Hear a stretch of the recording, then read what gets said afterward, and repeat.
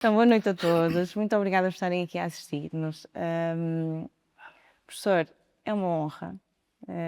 Quero agradecer mais uma vez. Nós já tivemos a oportunidade de privar, mas nunca é demais agradecer-lhe estar aqui. Como referi a Diana, é o nosso primeiro podcast, mas mais do que isso, nós mergulhamos nesta área da educação e poder ter como primeiro convidado o professor Pacheco é extraordinário. Portanto, obrigada mesmo.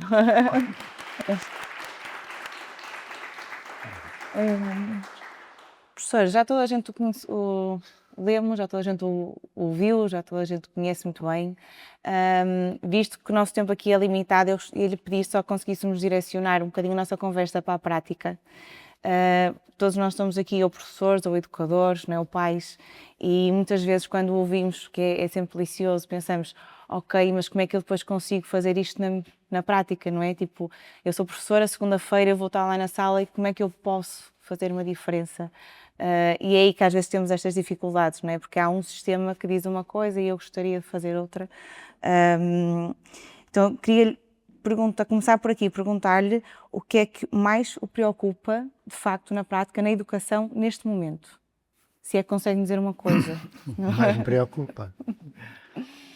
É difícil dizer, porque são tantas coisas que me preocupam, apesar de já contar com muitos anos de vida, não é? Talvez aquilo que Maria Montessori, há mais de 100 anos, disse, que uma educação que estimula a competitividade negativa é a origem de todos os conflitos e todas as guerras. E se nós olharmos à nossa volta no mundo, o que vemos? Destruição, a barbárie instalada. E tal como qualquer outro aqui presente, nos preocupa o futuro das nossas crianças, não é? Penso que vai ser bem difícil sobreviver. E quanto à escola, eu sou muito crítico da escola dita tradicional, embora lhe deva a minha formação. Porque quando eu vejo que as escolas ainda hoje preparam para uma vida que não é aquela que as crianças irão ter daqui por meia dúzia de anos. Dentro de 8 a 10 anos, cerca de 80 e muitos por cento dos empregos de hoje não existirão, inclusivamente o de professor. É que terrível, não é? Há uma tendência muito grande para desvalorizar a função e entregar às máquinas, não é? Então hoje, o que me preocupa é que não se educa as crianças no capítulo do conhecimento. O ser humano não é só o racional, mas no capítulo racional não se prepara as crianças para serem designers de si próprias, capazes de se adaptar no bom sentido, porque dentro de algum tempo ninguém vai ter um emprego apenas, vai ter que se renovar, de se refazer e de se refazer no coletivo, que é outro dos riscos que nós temos hoje, o apelo ao individualismo, etc. Mas eu não sou pessimista, eu também não sou otimista. Eu sou esperançoso. O meu amigo Rubem Alves dizia que o professor não pode ser otimista. Tem de ser esperançoso, porque o otimismo é da natureza do tempo, enquanto que a esperança é da natureza da eternidade. O mais pequeno gesto que um educador tenha vai se repercutir por décadas, por séculos.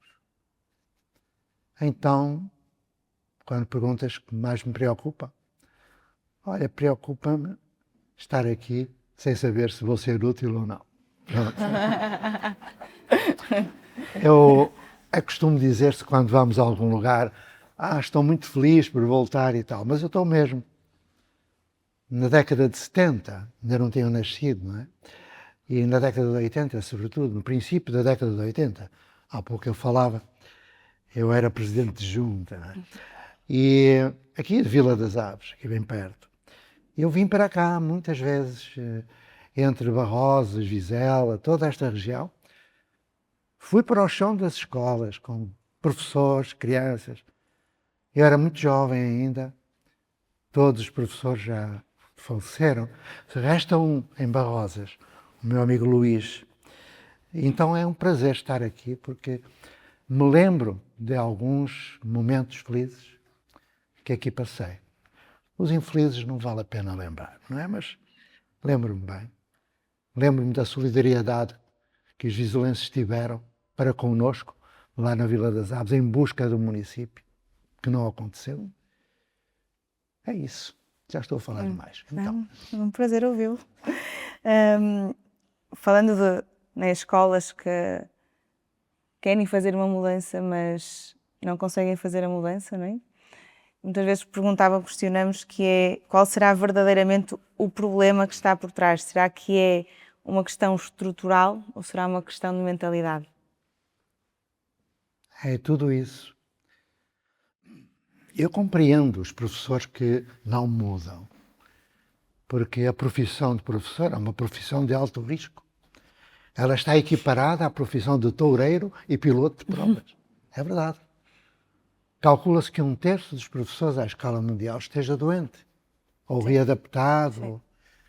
É um desgaste muito grande. Mas é um desgaste muito grande causado, em primeiro lugar, por si mesmo. Eu explico. Quando me perguntam qual é o maior obstáculo à mudança, eu respondo: o maior obstáculo sou eu. É a minha cultura pessoal, a minha cultura profissional, que eu não interpelo. É como se tivesse sido sempre assim. E não é. Esta escola que nós temos tem entre 200 a 300 anos. É fundamentada numa proposta filosófica do século XVII, no modelo de escola de rede pública prussiana do século XVIII, em que o Kaiser pretendia ter jovens para combater a Prússia militar, e na primeira Revolução Industrial, em que o tempo Kairos passa para o tempo Cronos da indústria, onde a França, de reação a Napoleão, estabelece que as igrejas, ou melhor, os conventos e as prisões e as casernas são um exemplo. Então esta escola não existe. É uma monstruosidade. E dentro dela as pessoas sofrem. Mas é uma monstruosidade necessária, apesar de tudo. Quando... eu não vou contar a história da minha vida, não é? Mas ainda hoje, lá no evento, eu referi. Quando algum pai ou alguma mãe, e é muito raro o dia em que não vêm pedir ajuda, ainda hoje, muita gente, como se eu pudesse ajudar. Eu fico muito... Quando me pedem opinião, muito menos um conselho, né? Conselhos são os velhos que dão, eu ainda não considero como tal, mas os velhos dão conselhos, mas não cumprem os conselhos, isso é outra história. Eu fico espantado como acreditam num velhinho assim insignificante. Eu respondo: você tem a solução para essa angústia. O meu filho tem 7 anos, tem 6 anos, não se está a adaptar à escola. Eu respondo: vá à escola. Procure um professor que ainda não tenha morrido. Há alguns que ainda estão vivos. Então, dê-lhe a mão, ajude-o a ser gente, a ser educador. E se eu puder ajudar, lá irei. Só que eu sou muito violento. Violento porque, em tempos idos, alguém me dizia que a educação é um ato de amor. É verdade. Mas o amor não basta.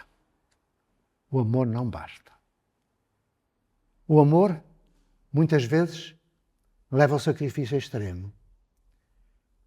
Vamos lembrar, por exemplo, talvez não saibam, mas há uma lista de mártires que mesmo os educadores não conhecem e que importa salientar.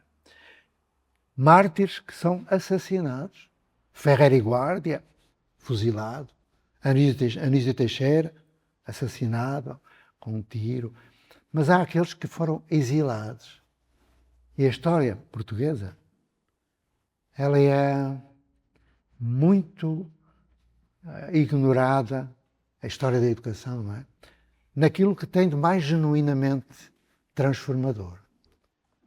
Quem é que fala de um Adolfo Lima, por exemplo, um homem extraordinário, que o Salazar mandou para o Tarrafal? Quem fala de Faria Vasconcelos, de Irene Lisboa, de António Sérgio, de Bento Jesus Caraça? Quem é que fala dessa gente toda? Eu penso que os portugueses, os educadores portugueses, têm baixa autoestima. E, como no Brasil, um pouquinho de síndrome do vira-lata, que é, têm tudo cá dentro e vão procurar a Finlândia. A Finlândia não vale nada, aquilo não vale nada, é uma coisa horrorosa. Então, eu conheço muito bem, hein? Eu conheço muito bem. Tem coisas ótimas. A Finlândia, por exemplo, deu autonomia às escolas, ela acabou com os exames, só o exame final, etc. Mas é igual. A escola finlandesa é igual a qualquer outra escola. E Portugal tem de se orgulhar de ter dentro dele a melhor escola do mundo. Ouviram bem? Eu vou repetir. Quando eu digo melhor, terei de explicar, não é? Tem a melhor escola do mundo. É verdade. E a inspiração dessa escola se chama Agostinho da Silva. É. Agostinho da Silva, ele emigrou, o Salazar não gostava dele, e no princípio da década de 40, ele foi destituído de funções. Ele era um humanista fantástico. Então, foi para o Brasil. E lá esteve 25 anos. Tantos quantos aqueles que lá estão. Mas não estou a fazer paralelo nenhum, ok? Apesar de ele ter andado na mesma escola em que eu andei. Escola primária. É curioso, não é? Mas adiante. Agostinho da Silva, ele... ainda hoje estou-me a repetir, é curioso, mas vou repetir, porque vós não estáveis lá.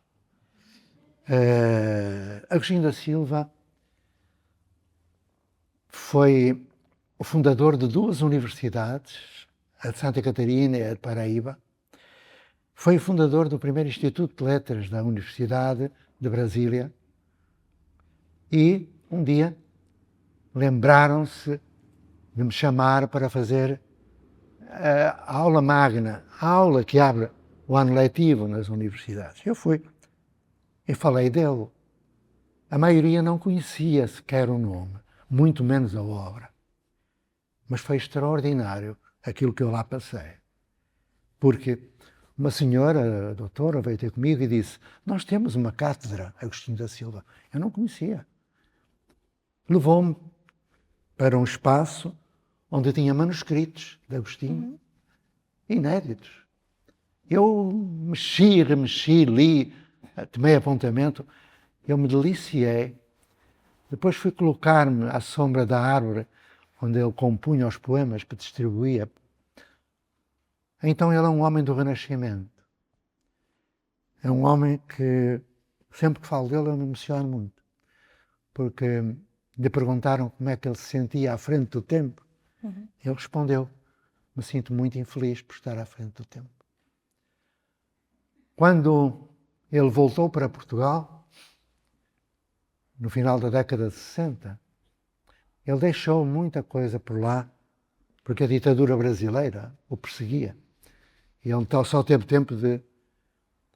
Ele nunca teve NIF, nunca teve conta bancária, ele vivia como poeta, um poeta à solta. Ele diz que todos nós nascemos poetas. Se um dia quiserem saber um pouquinho mais em termos científicos, podem ler a autopoiese. É uma coisa muito bonita que vale a pena. Bom, mas ele escreve um texto que termina assim: Portugal desembarcou na África, não é? No século XVI.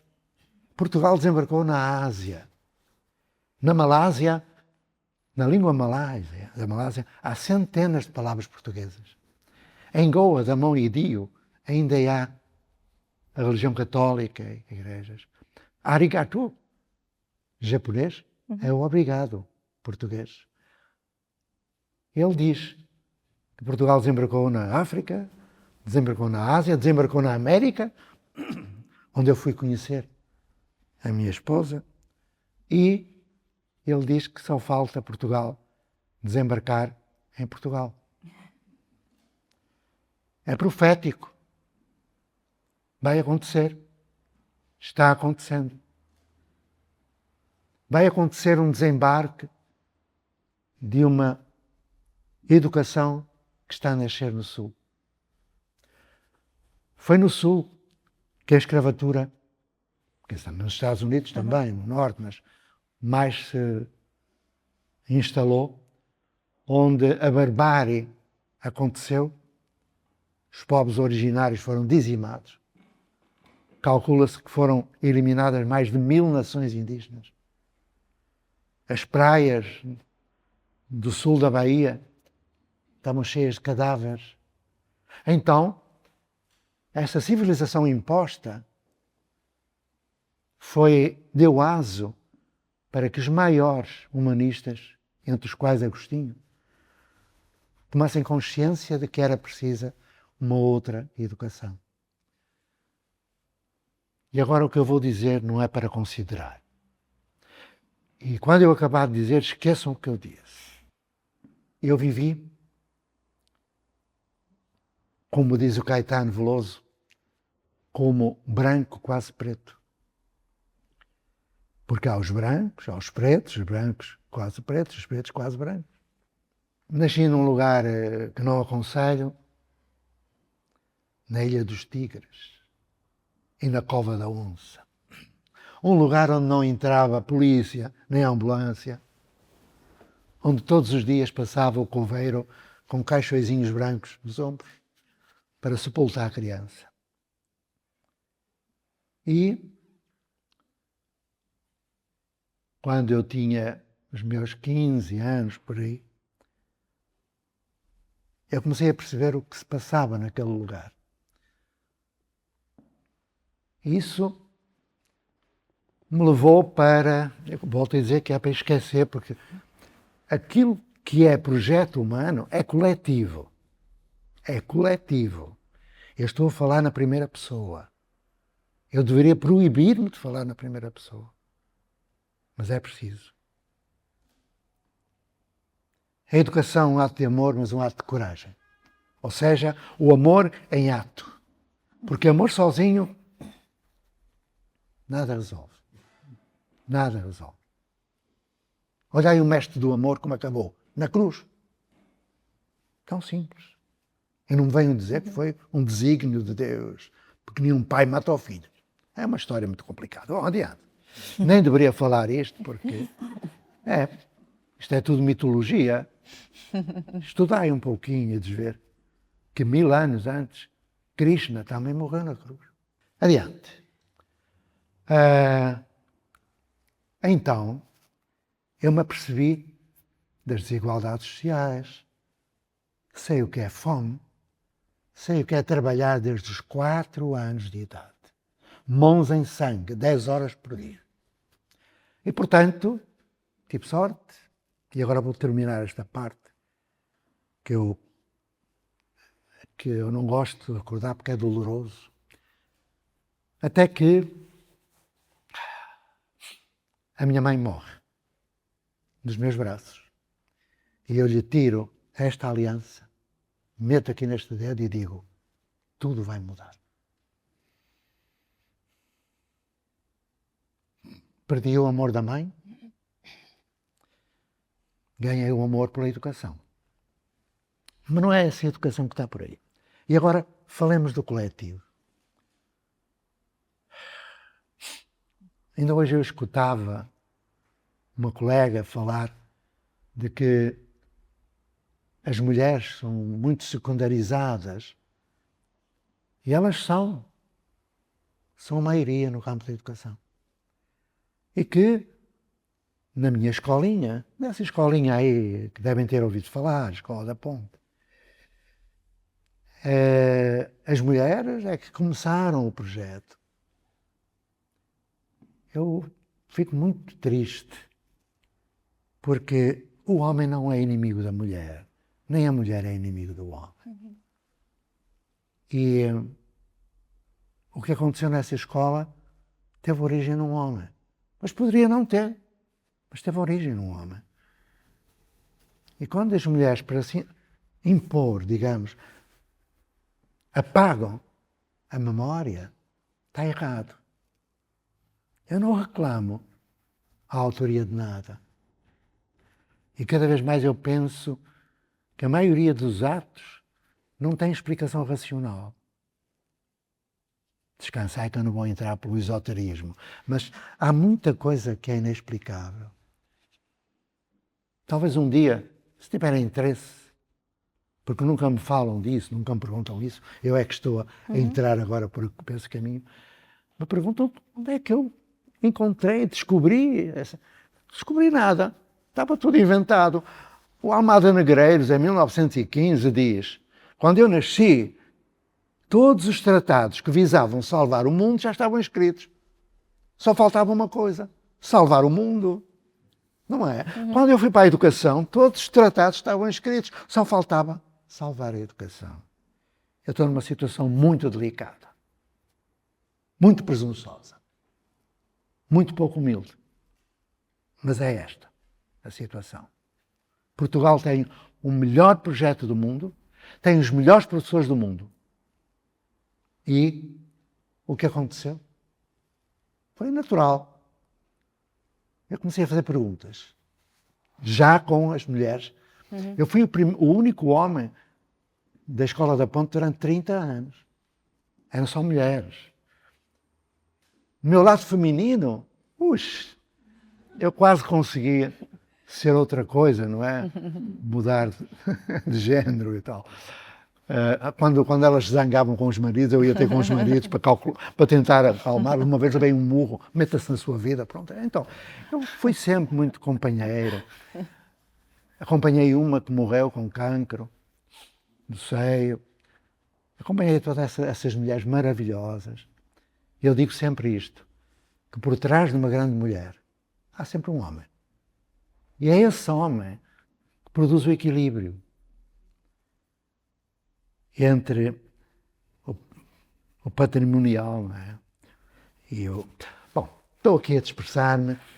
O que aconteceu foi uma mutação genética do sistema educativo. Porquê? Porque o grande obstáculo sou eu. O maior obstáculo sou eu. A minha cultura pessoal, a minha cultura profissional. O segundo obstáculo é o outro professor. Então o que há a fazer? Pôr amor em ato. E é preciso ter muita coragem para isso. Ou melhor, loucura. Mas também só os loucos e as crianças é que falam verdade. Portanto, a frase não é minha, como é lógico. Aliás, nada é meu. Está tudo inventado. É Friedrich Nietzsche que diz isso mesmo. Por isso é que morreu louco. Mas vai lá, vai para outra pergunta. Não me deixem falar muito tempo, porque eu estou velho e começo a falar. E é mesmo pegar no seguimento da conversa, se há tantos anos atrás uma pessoa só, né, a pessoa conseguiu fazer uma mudança tão grande, porque é que nós hoje, e temos já não só professores com essa vontade, temos também pais, temos já rodas de conversa, estamos aqui há outros momentos, porque é que será que nós ainda não conseguimos dar mais um passo nessa mudança? O que é que nos está a travar? Já falei de uma dos entraves, não é?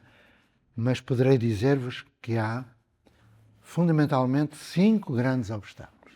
Para além daqueles que eu falei, que eu poderia continuar. O outro, a formação dos professores, a regulamentação das leis, etc. Há muito. Mas, no essencial, o que motiva a continuidade deste genocídio educacional, a Unesco diz que metade dos jovens não tem direito à educação. Metade. À escala mundial. Metade. Aquilo que mais impede é as características do sistema de ensino, que não é questionado. Eu vou fazer algumas perguntinhas. Mas antes vou dizer que O primeiro grande obstáculo, portanto, no domínio da relação do ser humano em si, é aquilo que eu disse. Mas este sistema de ensino, ele é obsoleto, é hierárquico, é autoritário e corrupto. Moralmente corrupto, intelectualmente corrupto, economicamente corrupto. Quem se atrever a defrontar o sistema acaba destruído. Quem fizer perguntas ao sistema mantém o sistema afastado e tem todo o espaço para fazer o que quer. Comecemos pelo obsoleto. A obsolescência do sistema consiste em não saber responder a perguntas que eu posso fazer. Por exemplo, por que é que há sala de aula? Alguém sabe? Façam um favor. Vamos pelo bom senso. Porque depois do bom senso eu vou pedir fundamentação científica. Mas isso já compete a quem é professor. Então eu não vou fazer perder tempo. Não há qualquer fundamento para haver sala de aula. Pero que lá sai. Estão aí. Segundo, porque é que há turmas? Porque há segmentação em ano, em ciclo? Porque é que há primeiro ciclo, segundo ciclo, terceiro ciclo, ensino médio, ensino superior, ensino inferior? Deve haver. Se há um superior, há um inferior, com certeza. Mas eles usam um eufemismo. Não superior. Eu acho piada. A linguagem produz cultura e reproduz cultura. Sejamos honestos, não é? Então eu comecei a fazer essa pergunta. Quando os inspectores iam lá, eu tive vários processos disciplinares. São as minhas glórias, as minhas medalhas. Quando chegava um inspetor do Ministério, os inspectores eram figuras sinistras. Estou a falar do tempo de Salazar. Okay? Quando eles chegavam, o senhor tem que voltar para a sala de aula. Eu perguntava, porquê? Lógico. E ele, porque eu sou o seu superior hierárquico. Eu sei, o senhor é superior hierárquico. Não lhe perguntava porquê, porque aí lá ia mais um processo. Aí eu disse, olha, meu amor, desculpe lá, mas para eu ir para a sala de aula, o senhor tem que me explicar porque é que eu tenho de ir para a sala de aula. E ele, porquê é que você não vai? Eu, não vou porque eu li Maria Montessori, Claparreto, John Dewey, Kilpatrick e tal. Ah, é? E o que é que a Maria Montessori diz? Vá ler, eu também já li, vá ler. Lógico. Aí ele não ia ler, eu avançava. E quando eu agia, criando os materiais, Montessori e tal, quando fui pegar em tudo o que era a família Freinet, outra questão fundamental. Quando se fala do movimento da escola moderna, por exemplo, fala-se de Celestin Freinet. E se eu vos disser que quem criou a maior parte dos dispositivos que nós utilizamos, os ficheiros autocorretivos, a classe cooperativa, a Assembleia de Escola, não foi Celestin, foi Elise Freinet, que era professora de artes. Mas ninguém fala dela. Na história só há uma mulher que teve sorte, porque o Pierre morreu atropelado por uma carroça, Madame Curie. Senão ela não seria conhecida. Era o Pierre. Então, acontecia isso. Eu perguntava, porquê? Agora vou perguntar mais algumas, mas é para esquecer. Mas é só para ficarem a saber que perguntar aquilo que não tem resposta dá-nos toda a autoridade para avançar com algo diferente. Então eu perguntava, ouça lá, porquê é que há ano letivo? Por exemplo, ano letivo apenas existe no sistema educacional. A Igreja, outra instituição, ela faz férias? Vós ides à Igreja e diz, olha, volte depois do Carnaval, que Deus está de férias. Não está. O hospital faz férias? Vós estáis com uma apendicite aguda, vão correr ao hospital, volte aqui por 2 meses, morrem. Então, porquê é que a instituição escola tem férias? Porquê? Dizem lá, mas nós temos direito a ter férias. Com certeza. Nos últimos 10 anos da Ponte, eu fazia férias quando me apetecia. Às vezes ia para as... Atenção, quando eu falar de escola, eu não estou a falar de um prédio. Escolas são pessoas. Quando eu estava na escola, muitas vezes eu ia ter com as famílias, depois da missa das 10, para conversar sobre os filhos e tal. E na segunda-feira não ia para a escola. Olha, Eu fazia os meus 22 dias de licença, mas distribuídos e tal. Bom, eu vou contar uma história pouco edificante para perceberem até onde ia este atrevimento. Os inspectores, isto já foi na década de 90, quando nós já tínhamos 20 e tal anos de projeto. Eu arriscava muito. Um dia eu soube que Edgar Morin, devem ter ouvido falar, ia fazer um curso de verão de uma semana em Paris, na Sorbonne. Aí vou eu, compro a passagem e lá vou eu para Paris. Lógico. Eu quero lá saber dos inspectores. Quando chego a Paris, no dia seguinte, uma colega lá da Ponte ligou-me. Naquela altura só havia chat, que era um computador, não havia ainda aquilo que temos hoje. A internet estava a começar e tal. Manda-me um chat. Zé, estamos com um problema. Escrito. Parece que adivinham que tu sais. Está aqui um inspetor. E ameaçou-nos. Perguntou onde é que estava o diretor. Nós não tínhamos diretor. Eu nunca fui diretor. Era diretor oficialmente, mas nunca fui diretor. Eu era um entre todos. E ela disse, ele disse que amanhã tens que estar aqui, porque senão vai-te pôr um processo. Agora o que eu vou dizer é pouco edificante, mas para vilão e meio. Porque há inspectores e inspectores. Eu tenho muitos amigos na Inspeção-Geral de Ensino. A inspetora-geral, a maior, é a Ariana Cosme, é minha amiga desde há 50 anos. Não é? Mas há inspectores que são sinistros e autoritários. Não é? Então eu respondi no chat, fulana, amanhã, há uma diferença de 1 hora para Paris, não é? Quando forem umas 9 horas aí, liga-me, aqui serão 10, eu dou a resposta ao seu inspetor. E assim foi. No dia seguinte, o que eu vou dizer é eventualmente chocante, mas não há nada como ser duro quando são duros para connosco. Mas uma doçura irónica, inteligente. Então ela manda o chat, Zé, estou aqui com o seu inspetor, o que é que tu queres dizer-lhe? Eu escrevi um chat exatamente como eu vou dizer. Diz ao senhor inspetor que hoje, no pequeno almoço, eu comi 2 inspectores. Ponto final. Eu era da carne do diabo.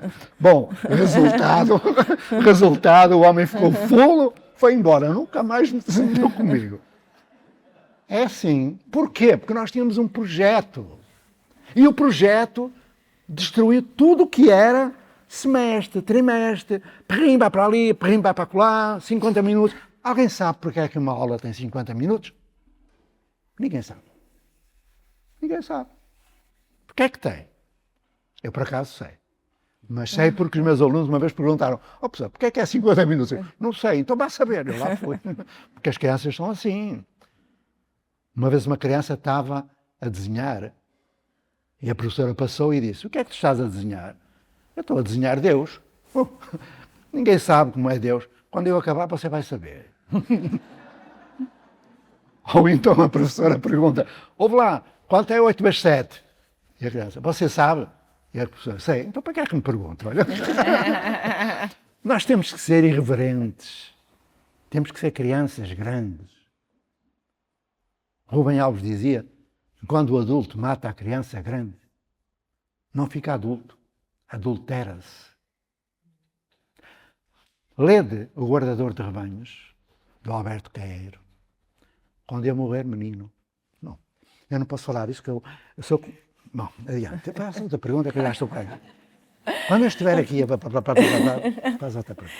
O professor há pouco falava no outros contextos, no da América do Sul, e fez-me aqui pensar no encontro que teve com Daniel Munduruku. Não sei se estou... Tive com? Daniel Munduruku. Munduruku. Não sei se o meu sotaque está certinho. E ele perguntar como é que esse encontro aconteceu, se podia falar um bocadinho desse... O que é que lhe fez dar esse passo?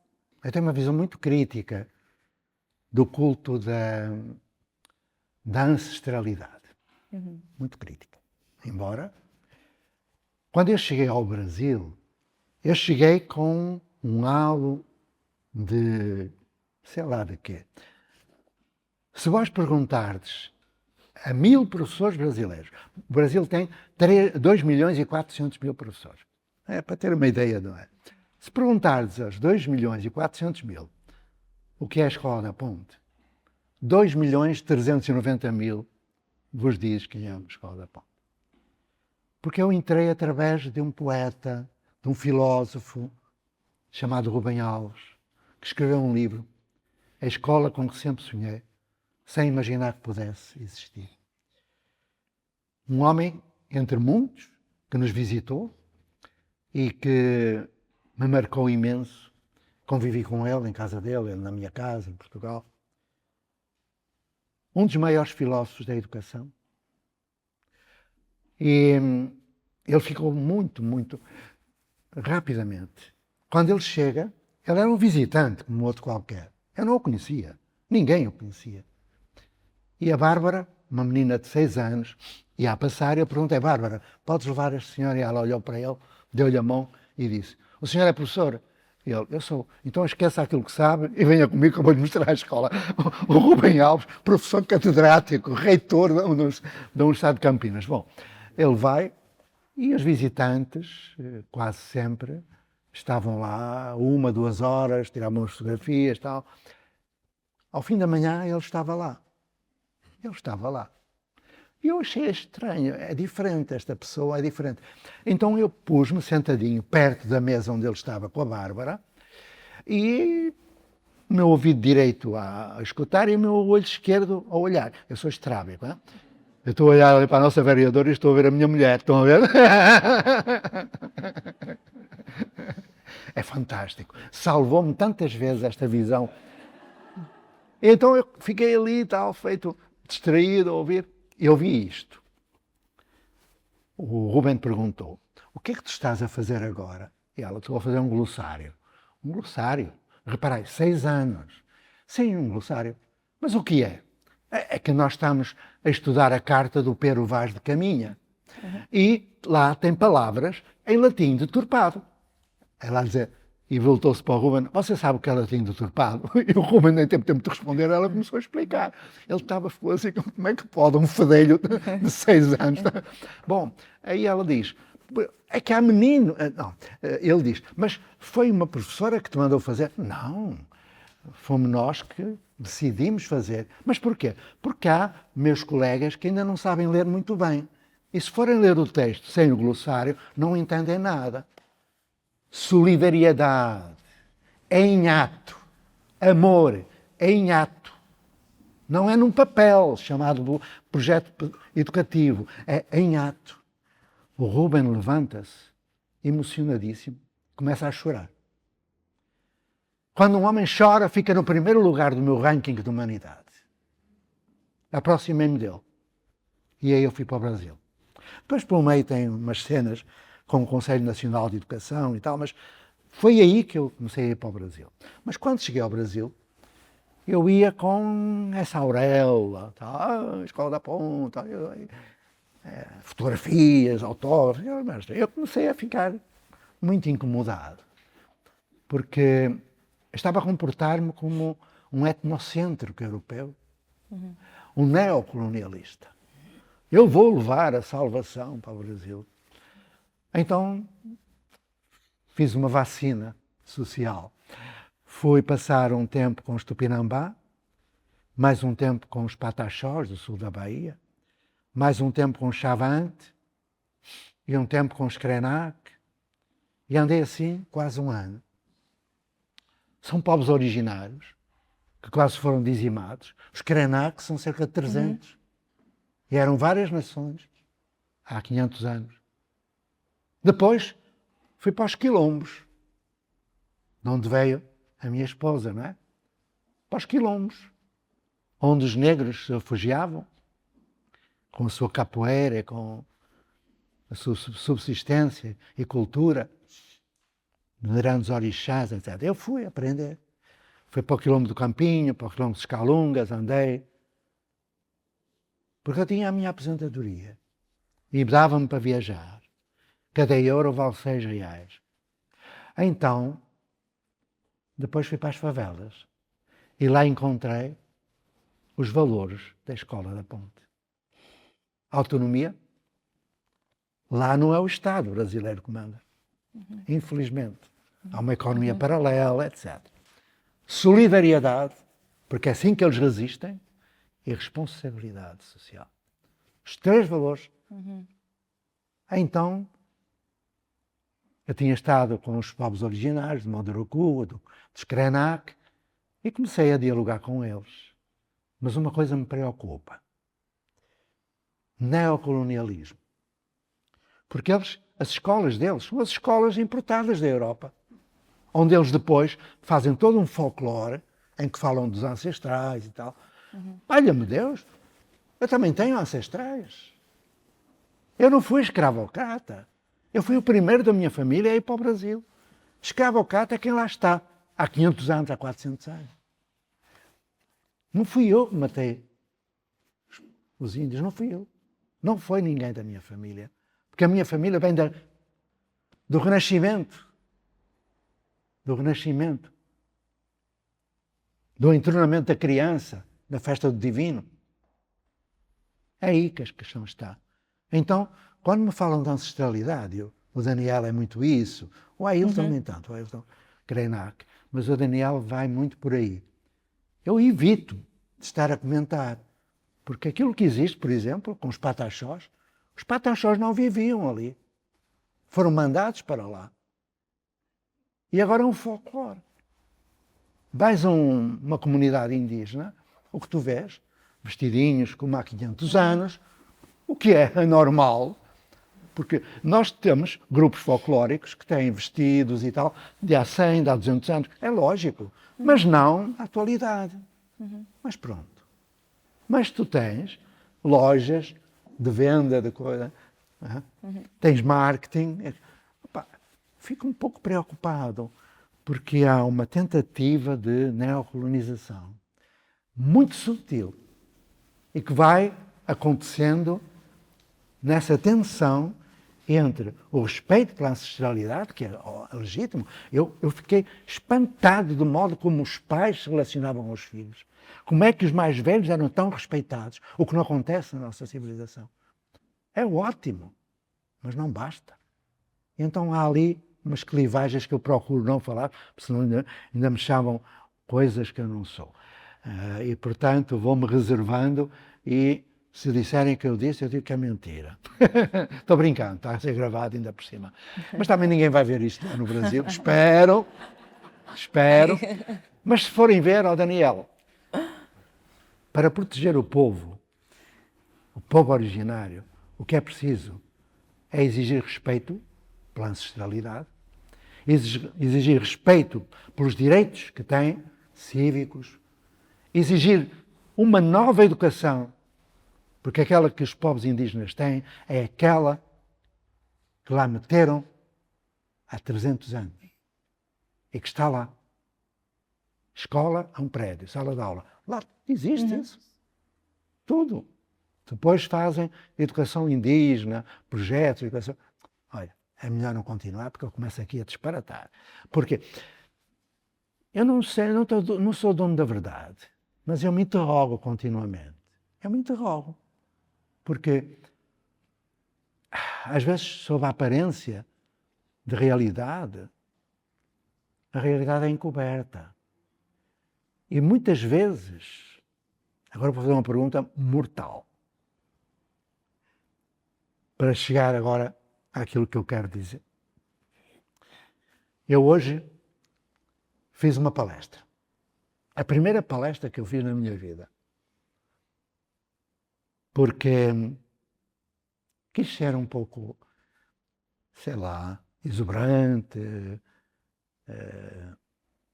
não sei como classificar, mas apeteceu-me.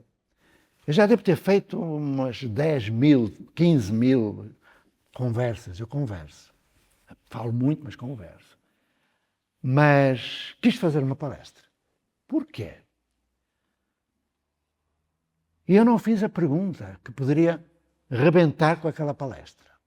Não fiz. Fiz muitas, mas não fiz esta. Quando, em 1987, eu era dirigente sindical participei na negociação do Estatuto da Carreira Docente. E quando eu fui para a negociação, eu percebi que havia falta de alguém ali. Onde é que estão os nossos colegas da universidade? Não. O Estatuto da Carreira Docente do Superior. Do Superior? Valha-me Deus, que eu saiba, não há um ensino superior e um inferior. Há uma universidade, que é o último estádio da educação escolar. E que não tem que ter prova de acesso. Prova de acesso é ilegal. Então eu perguntei, porquê é que há ensino superior? Aí, por pouco não me mataram, não é? Porque, reparei, eu trabalhei na universidade. Já trabalhei em várias universidades.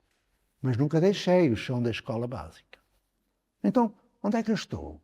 No superior ou no inferior? Estou nos dois? Então, porquê é que há dois estatutos? É a única profissão do mundo, a única, que tem dois estatutos. Por que será? E é essa diferença de estatuto que cria os problemas. Porque os nossos intelectuais do ensino superior dissertam, fazem palestra, produzem teses. É uma maravilha. Na teoria. Produzem educação integral na teoria. Nunca puseram os pés no chão de uma escola. Ou se puseram, fizeram sala de aula experimental. Mas falam como se soubessem. Com chauvinismo. Com... lá estou eu, língua viperina. Calei-me. Faz outra pergunta. É um dos grandes cancros da nossa profissão. Os meus maiores amigos estão aí, na universidade. Estão aí. Um deles ontem fez uma palestra que me deu vontade de vomitar, mas pronto. António Nova, Manuel Sarmento, saudoso Rui Canário, são os meus maiores amigos. Mas eles sabem que é o que lhes pergunto. Eu lhes pergunto. Há uma indignidade considerar que nós somos o inferior ou do superior. As duas coisas. É indigno. Nós somos professores. E não tem adjetivo. Somos professores. Eu começo a agitar-me. Faz outra pergunta. O professor falou no início, estamos a falar em competências e agora pensando no futuro, não é? Como a escola deveríamos, e às vezes está a mudar, mas deveria mudar ainda mais, mas acredito que no futuro as competências que eram necessárias ontem não são as mesmas que vão ser amanhã, não é? E ele perguntava quais são os que o professor, no seu entender, aquelas competências que vão deixar de fazer sentido no futuro. Uma que já deixou de fazer sentido há 100 e tal anos. Quando a escola nova, daquela gente toda, Steiner, das Waldorf e tudo mais, diz que o centro do processo deve ser o aluno, mas não consegue. Enquanto a sala de aula, o centro é o professor. É ele que faz a planificação, é ele que dirige. Não é? Pode haver momentos em que...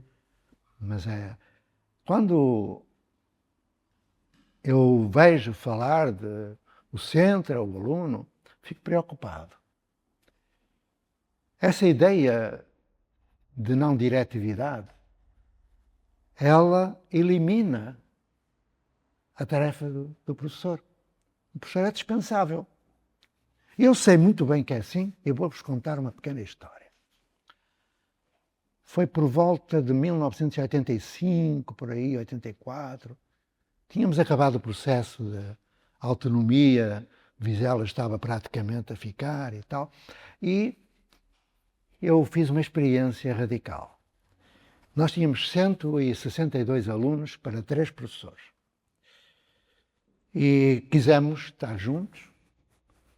E o que aconteceu foi que a delegação escolar proibiu, o Ministério ameaçou, cada qual na sua sala. Ok. Eu falei com a comunidade. Aliás, nós éramos comunidade. E a comunidade resolveu. Disse, olhai, professores, esquecei-vos das chaves da escola na porta da escola neste fim de semana. E nós esquecemos. Quando voltámos na segunda-feira, havia um monte de entulho cá fora e as paredes tinham arrebentado. Eu comuniquei para o Ministério, olha, alguém entrou aqui durante a noite e destruiu as paredes, porque eles não deixavam, ficámos a trabalhar juntos.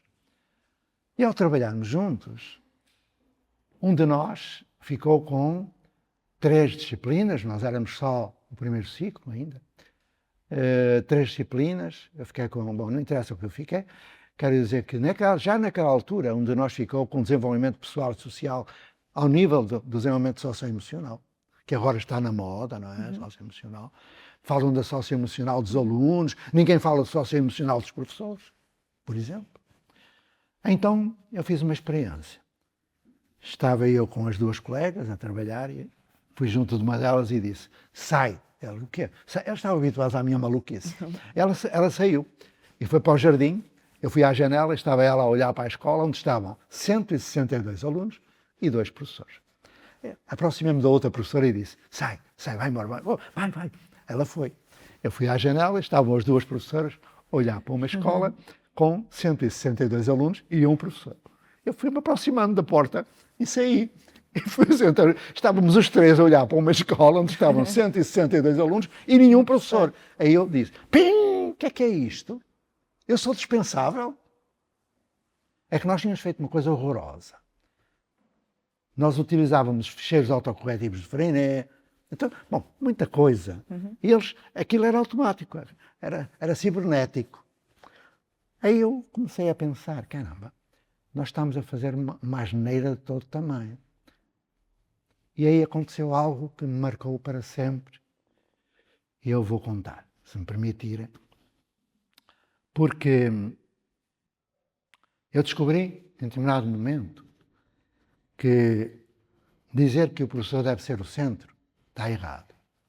Dizer que o aluno deve ser o centro está errado. Ainda hoje eu ouço dizer o aluno deve ser o centro, está errado. E a comunidade é o centro, está errado. Não há centro. Há relação humana. E na relação humana, na comunicação, se constrói vínculos. Vínculos não são só do conhecimento, são afetivos, são emocionais, são éticos, são estéticos, são espirituais até. Eu caí através de uma pequena aventura pedagógica. Faltava ao professor de música, de educação musical. E como eu tocava violão e bandolim, aquelas coisas todas, vai ser o professor de música. Eu, estúpido, sem pensar, aceitei. Bom, que venha o professor rapidamente, mas ele não vinha, eu lá fui. O que é que eu faço?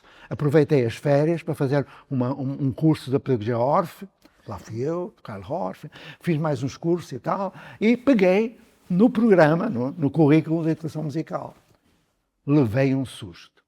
Eu era professor de língua portuguesa. O currículo de educação musical é o dobro do currículo da língua portuguesa e tem objetivos que, se nós pensarmos em centrar na criança, não podemos trabalhar. Vou dar um exemplo. Levar os alunos à compreensão da mensagem estética da música erudita. Levar os alunos a compreender Beethoven, Mahler, Stravinsky. Naquela altura, eu pensava que tudo o que se fizesse tinha devido ao aluno. O centro era o aluno. Então, eu não podia falar-lhes de algo que eles não quisessem. O que é que eles queriam?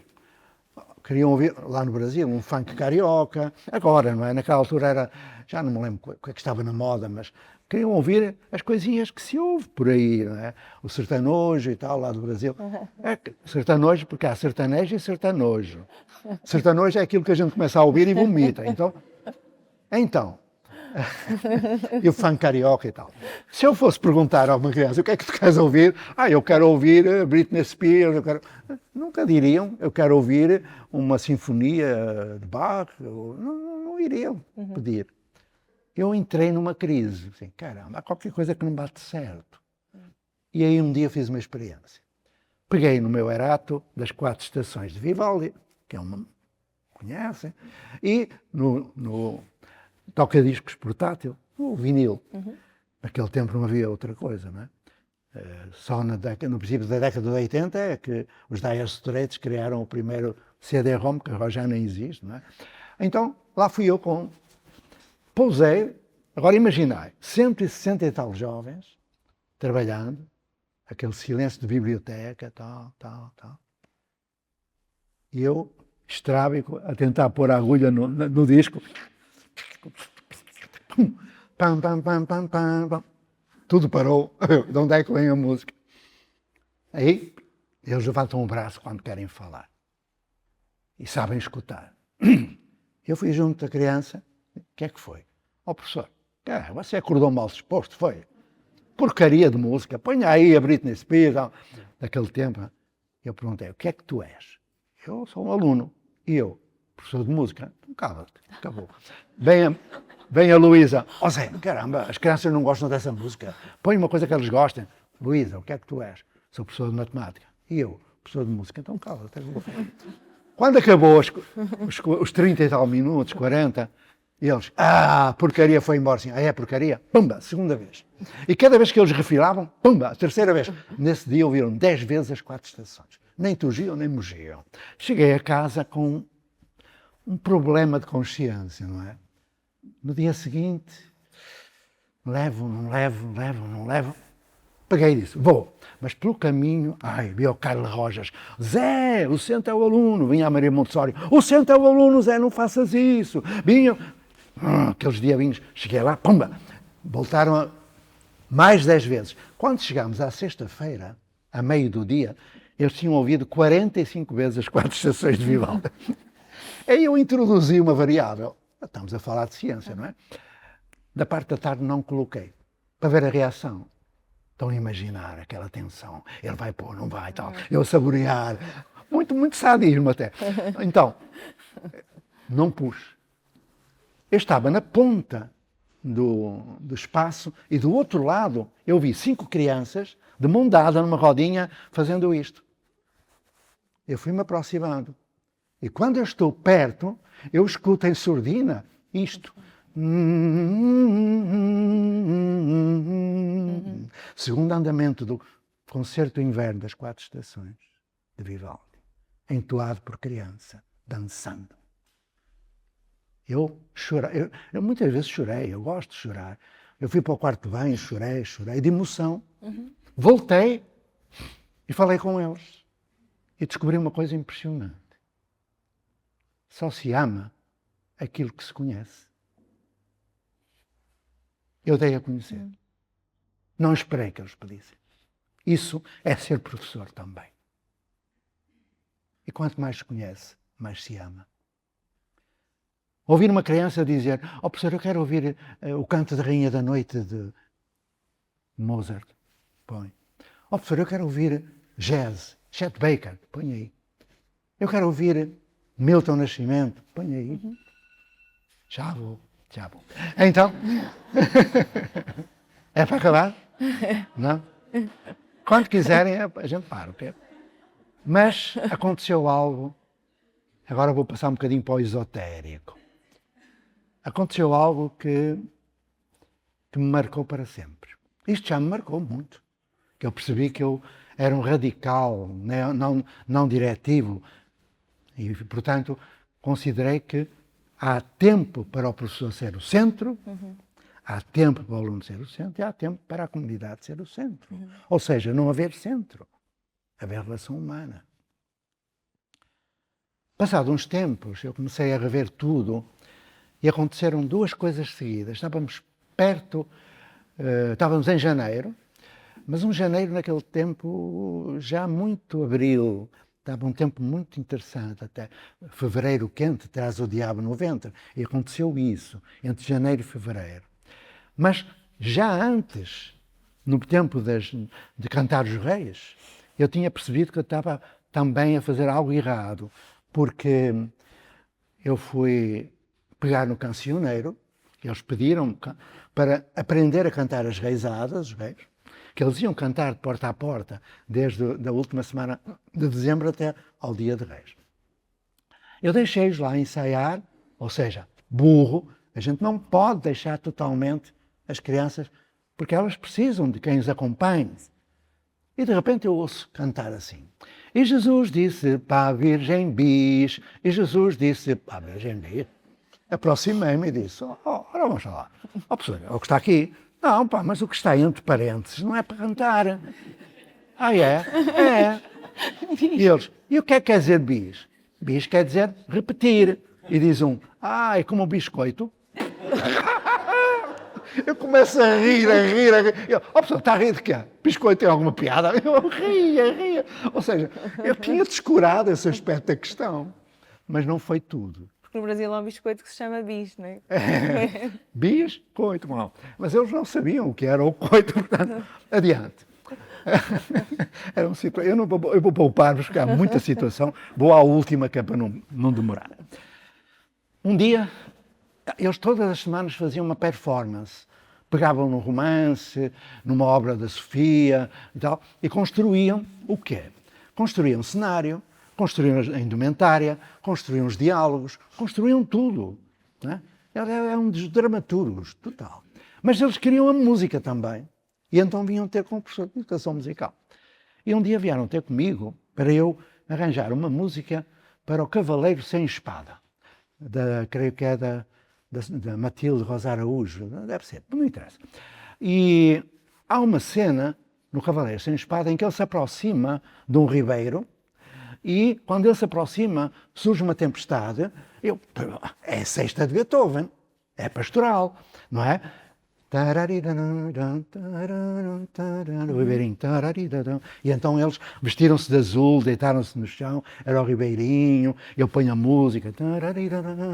Mas entretanto os pastores vem uma trovoada enorme. Eu meto o terceiro andamento e quando eu meto a trovoada, lá fora cai uma tempestade. Olha, ficamos todos em silêncio. Religiosamente em silêncio. Eu não posso falar mais, que eu me emociono tanto quando me lembro disto. Nada acontece por acaso. Quando estamos alinhados com a realidade que nos envolve, nós encontramos a razão de ser, de aprender. Isto pode parecer muito estranho, mas posso dizer-vos que não foi a única experiência que tive. A partir dali, foram muitas as vezes em que eu tentei estar presente, porque a criança está presente, sempre. O adulto, infelizmente, não. Então eu fui-me deixando levar, como adulto, pela mão das crianças. E fiz do poema do Alberto Caeiro a minha oração noturna.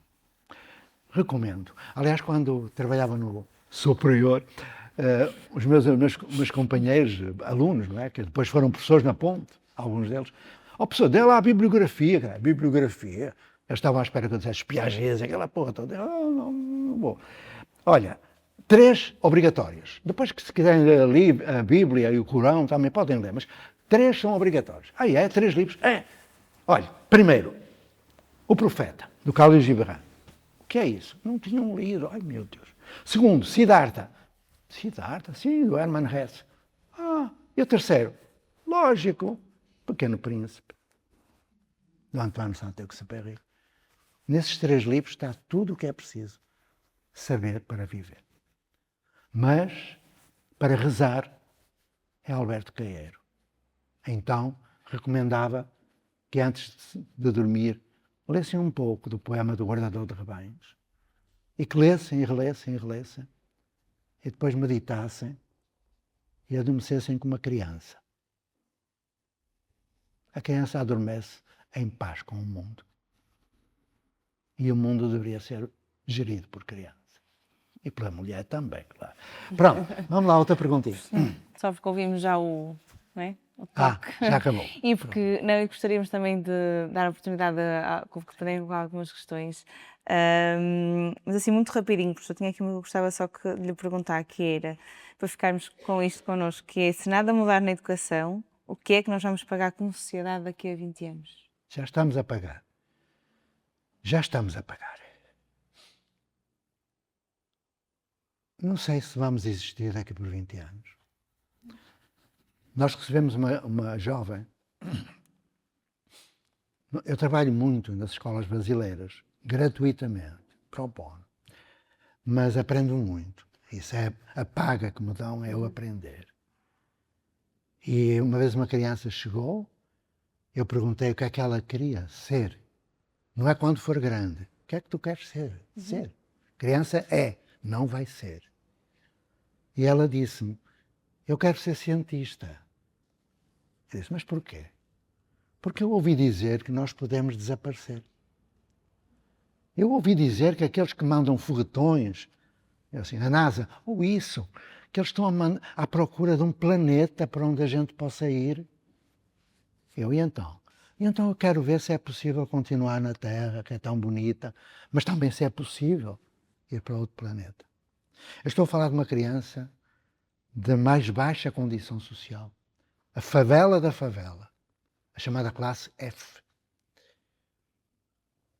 Fizemos um projeto, agora entrava no capítulo da técnica, do currículo da subjetividade, para ela construir o seu projeto de vida. Então, ela que nem sequer sabia ler aos 9 anos, não sabia ler, nem escrever, nem nada.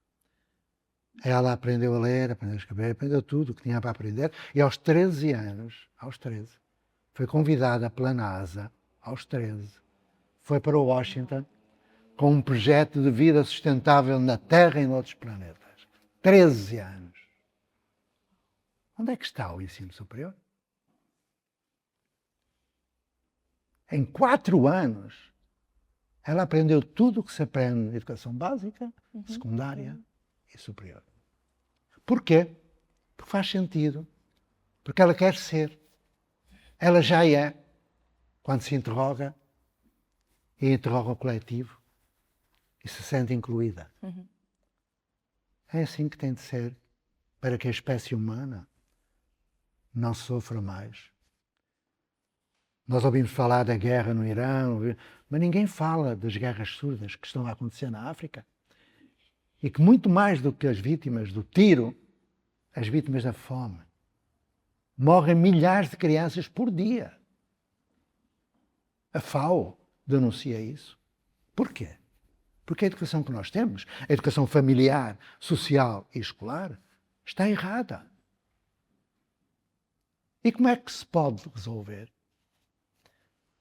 É atribuída a Paulo Freire, que não é dele, mas é atribuída uma frase. A frase ele faleceu, o meu amigo Rodrigues Brandão, um homem maravilhoso. A escola não muda a sociedade. A escola muda as pessoas mudam a sociedade. Ok, é consensual. Mas agora eu pergunto, e se a sociedade não mudar a escola? A escola não muda as pessoas. E as pessoas não mudam a sociedade. E a sociedade não muda a escola. E a escola não muda as pessoas. Qual é a instituição em que se pode transformar esse círculo vicioso? Na família? Difícil.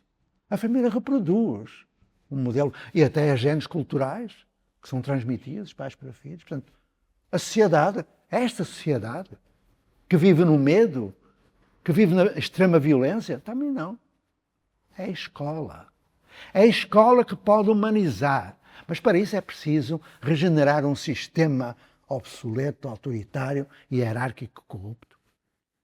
É preciso dizer ao Sr. Ministro que aquilo que está a ser feito condena-nos, põe em risco a nossa sobrevivência como espécie. Então, é preciso humanizar a relação pedagógica. E para haver essa humanização, não pode haver sala de aula, nem turma, nem teste, nem nada disso. Não pode. Mas enquanto houver, que haja. Nada de aventureirismo, porque criança não é cobaia de laboratório. Menos os professores também não são. Mas vamos pensar nisto com carinho. Os pais e as mães que aqui estão, os professores, se precisarem de uma ajuda, dentro do pouco que eu posso, e a minha esposa, e o Luís, já agora apresento-vos a minha equipe, não é?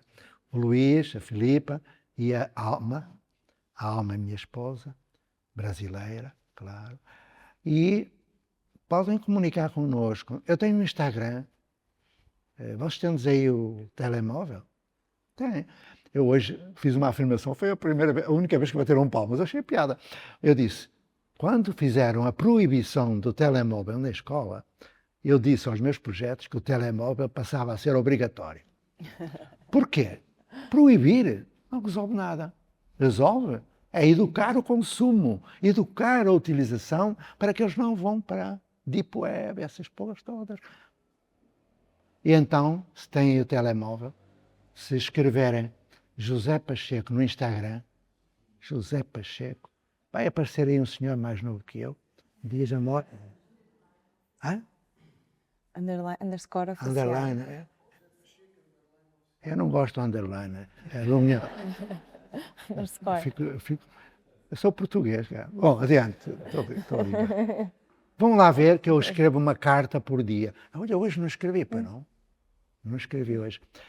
Vou na carta 2.260, talvez. 2.260 cartas.